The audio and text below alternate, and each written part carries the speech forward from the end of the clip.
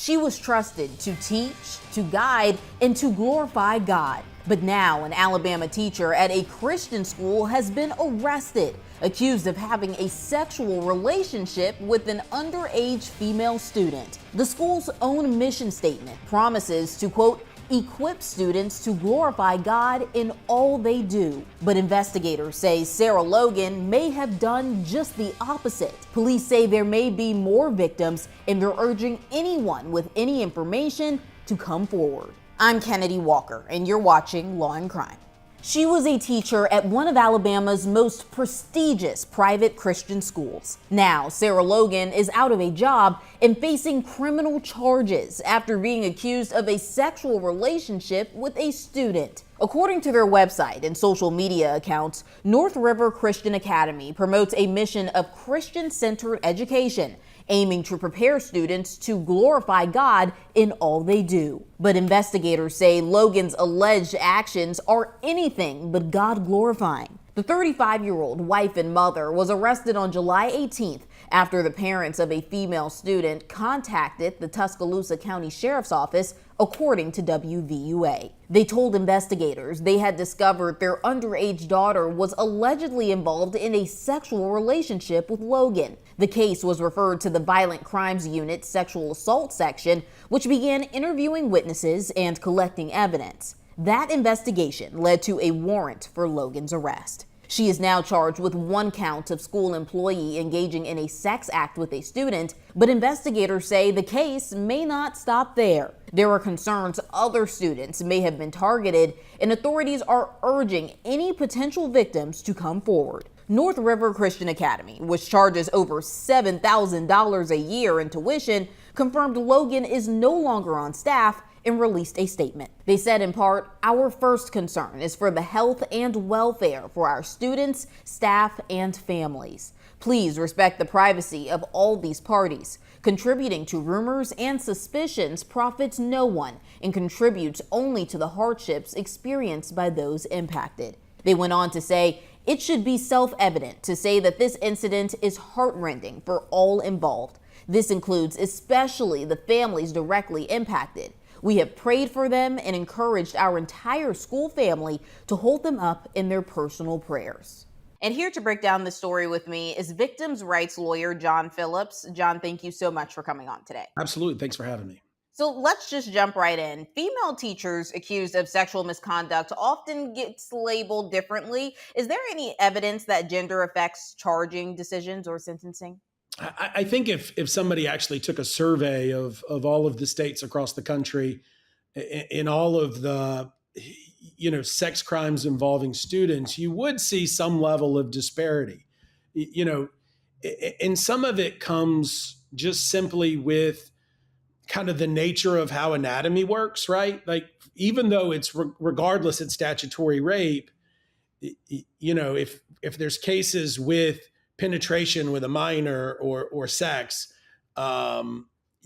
sometimes the male student gets more blame than the female student, in a way, and it kind of affects how it's ultimately handled. But all of them should be taken as rape cases, as sexual assault cases. It is. The child cannot consent.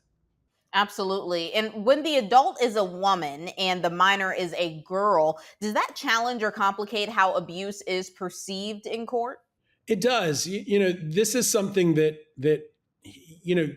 it's always happened, boy on boy, girl on girl. But each time it's a little bit different. And, it's up to the law enforcement, here at Tuscaloosa Police Department, and potentially some state agencies like Child Protective Services to kind of get in there and figure out what's going on and what happened, and what level of grooming happened here, and is there a threat to other children? This is a Law and Crime legal alert. Did you know that children are being diagnosed with serious conditions like type 2 diabetes and non-alcoholic fatty liver disease? And research is potentially linking ultra-processed foods to these outcomes. Morgan & Morgan is stepping in to fight to hold food companies accountable.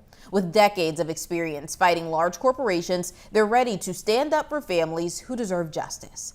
If your child who is under 21 has been diagnosed with type 2 diabetes or fatty liver disease, visit www.forthepeople.com/food or scan the QR code on your screen to learn more.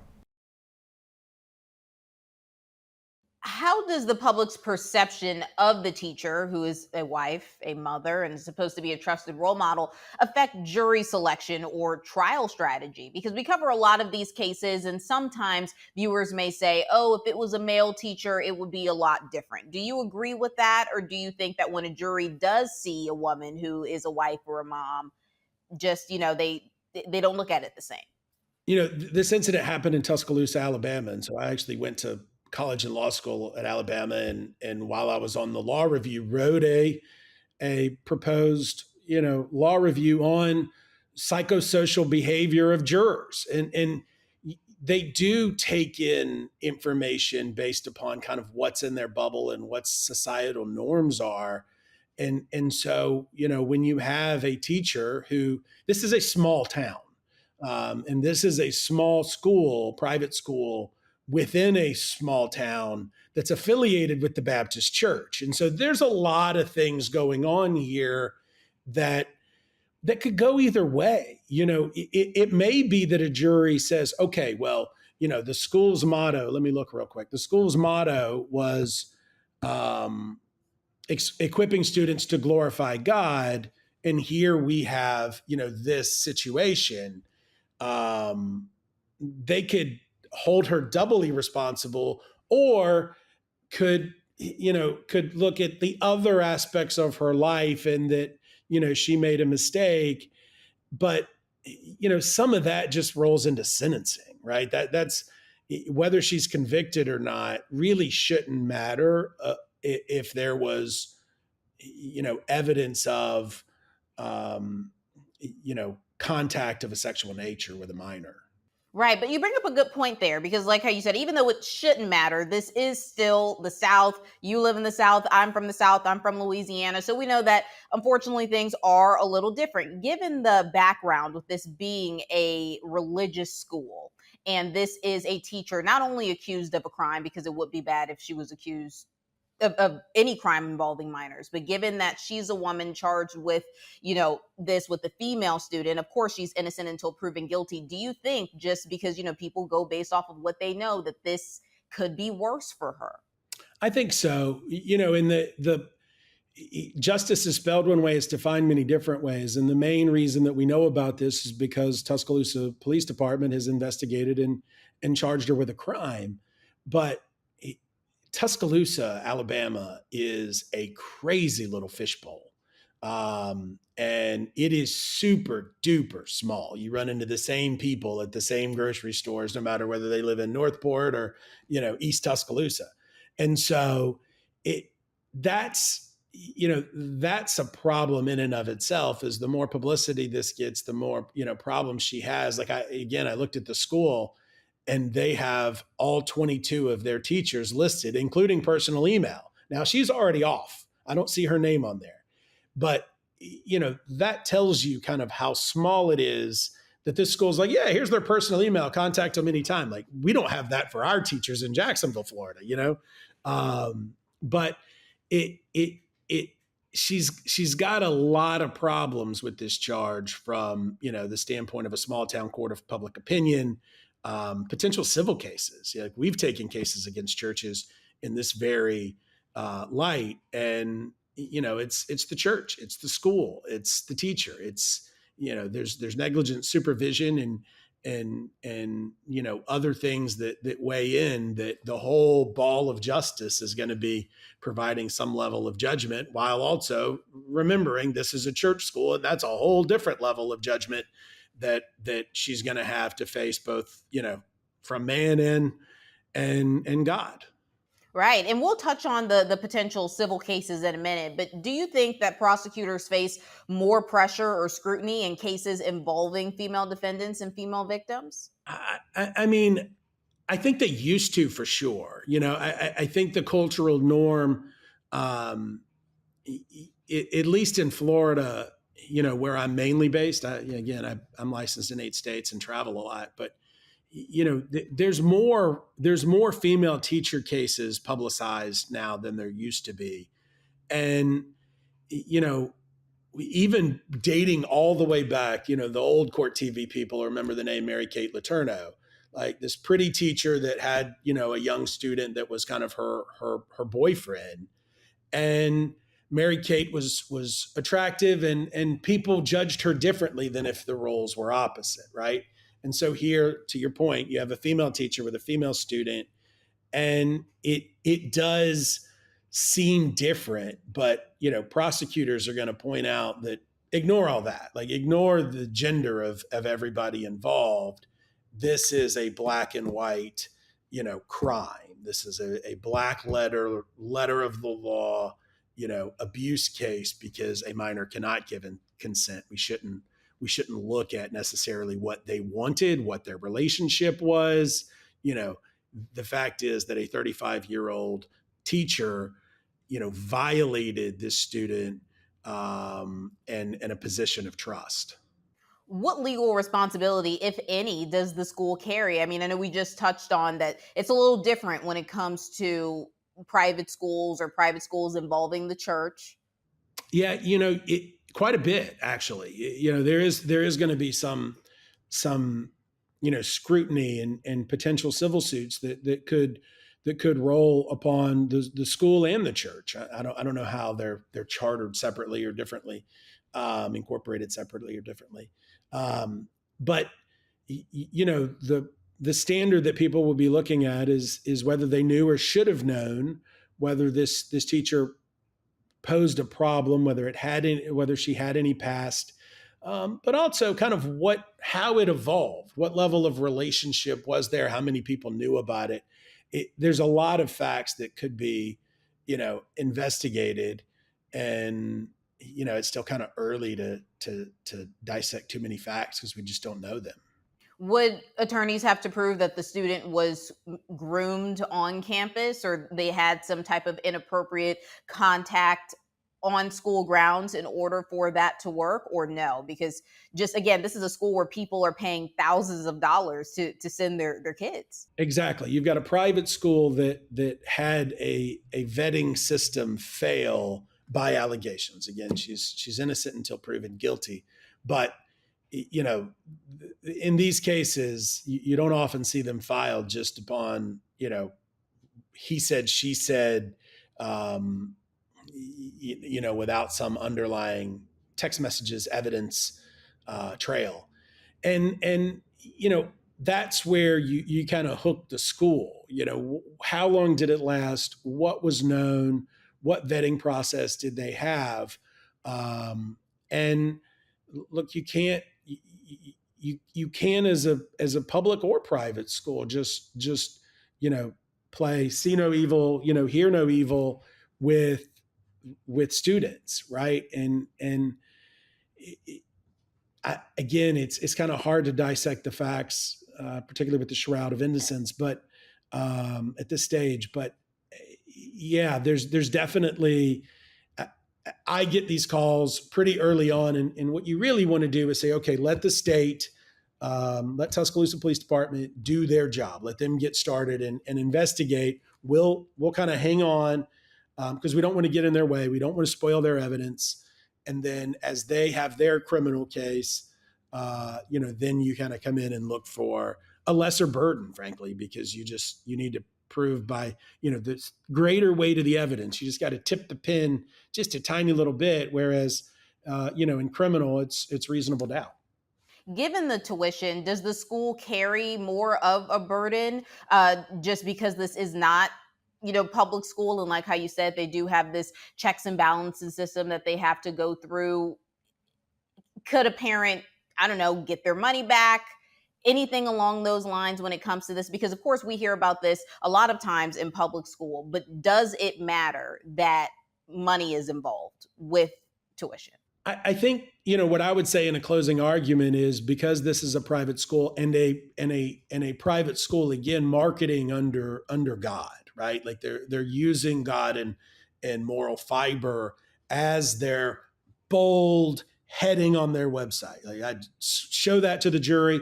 This is what they say, all caps, inspiring students to glorify God. And what did they do? They failed to find teachers who were glorifying God. Having relations with a minor in a position of trust is not glorifying God. It's not glorifying. It's only glorifying yourself. And you can make their mission and their tuition. There's a little rhyme for you. Part of this, and try to get them to a higher standard, but you don't really need it. You have an abuse of trust of gross and grotesque nature. Is there a separation of church and state, though?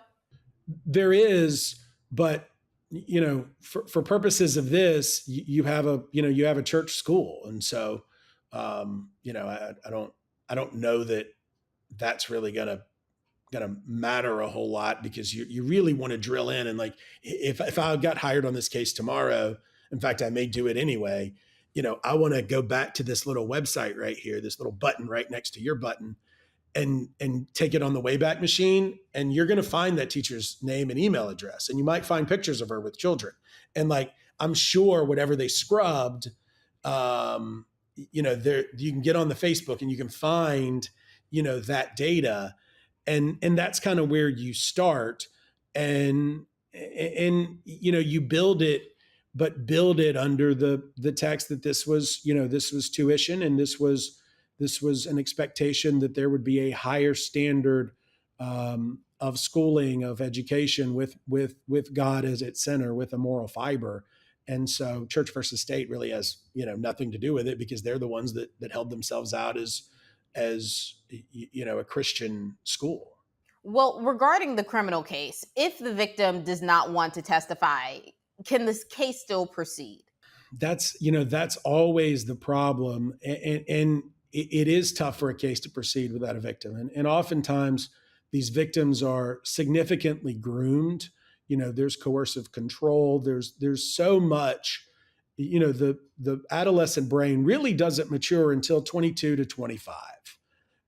We say in our country that you're an adult as of 18, but before 18, you got a very, like, I have a 13-year-old, and he's cooking for himself sometimes, and he's pretty self-sufficient. And even though he's 13, I've kind of taught him the basics of driving. Like, I've got a good kid, but would I trust him to enter a relationship even with another 13-year-old? No, daddy has to monitor text messages, and daddy has to make sure. And when you have an adult infiltrating that, it's a whole different issue, because that adult is 35. That adult knows better and is in a position of trust and is violating that trust. And oftentimes it's the parents that find out through, looking at WhatsApp or looking at Signal and finding messages that were hidden, or other pieces of evidence that sometimes get grotesque, actually. And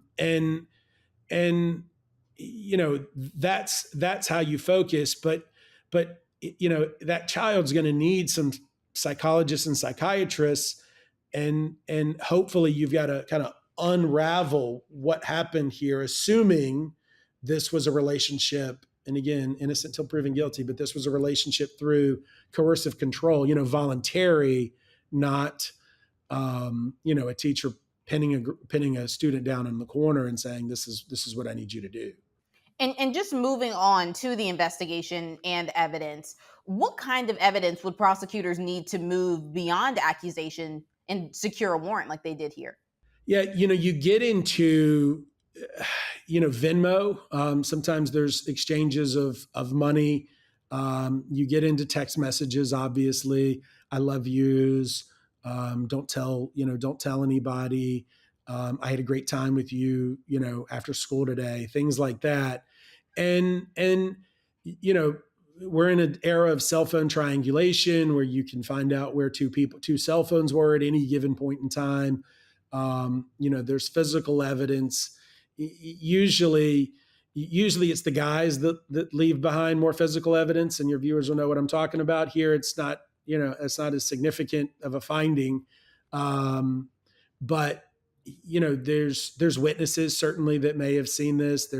But usually it's the parent checking through their child's cell phone that finds the first levels of suspicion. Um, and look, there's a line with our kids where there's invasion of privacy, and you take it too far and you enter their lives. But also, we've got to parent, and we've got to look out for our kids too, because they're not mature. And you do need to have, conversations about sex and all of that as age appropriate. So it's tough being a parent, and it's even tougher when you have, predators around. Right. And authorities are saying that there may be other victims. Can prosecutors proactively interview other students, or do they have to get their parents' permission or wait for someone to come forward? Yeah, as a 20 plus year lawyer who handles high profile cases in media, sometimes prosecutors simply saying and detectives saying there may be other victims, and that getting reported is enough to make the phone ring and enough to make parents look in cell phones, enough of people. And again, I don't know if she had her own class or if she was like an art teacher, like was she enrichment? Was she administration? I don't know that. But you can certainly give it time, give it a breath, see who reports things. And then you can start, they'll have access through probably voluntary production of the class roles of this teacher. And they're totally entitled to make phone calls to parents and say, hey, do you have anything to report about this? This person was investigated.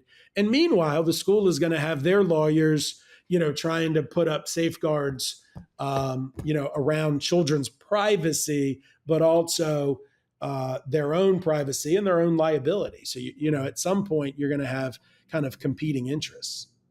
Realistically, I mean, what kind of sentence could Mrs. Logan face if she is convicted? And what factors might reduce or increase that penalty? Yeah, I mean, you're talking first and second degree felonies that could be, indicted if there was a high level of sexual involvement. What I don't know is the age of the victim. I don't know, the number of accounts. What I've seen is, like, I think there was only one count charged, but I haven't seen the police report that discusses, exactly what the allegations are. But this certainly could be a wide range of sentences. Well, this is a case that we will be following closely. John, thank you so much for coming on today. Absolutely, my pleasure. The age of the female victim is unknown. Authorities say anyone who was a victim or has further information is encouraged to contact the Tuscaloosa Violent Crimes Unit at 205-464-8690. For Law and Crime, I'm Kennedi Walker.